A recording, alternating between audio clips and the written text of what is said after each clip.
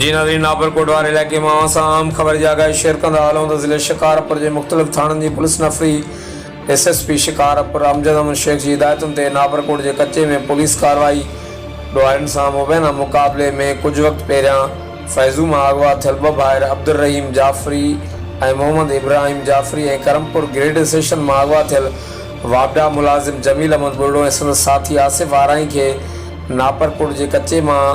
Police से ॾोहारियुनि सां मुबैना मुक़ाबले बाद बाज़ियाब करण जी दावा कई आहे। जी नाज़रीन, अवां सां नाबरकोट वारे इलाइक़े में आम ख़बर जी आगाही शेयर कंदा हलूं त ज़िले शिकारपुर जे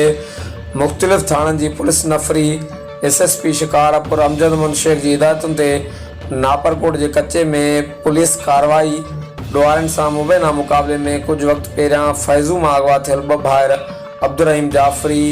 ऐं इब्राहिम जाफ़री ऐं करमपुर ग्रेड स्टेशन मां अगवा थियल वाबडा मुलाज़िम जमील अहमद बुर्डो ऐं संदसि साथी आसिफ़ आराई खे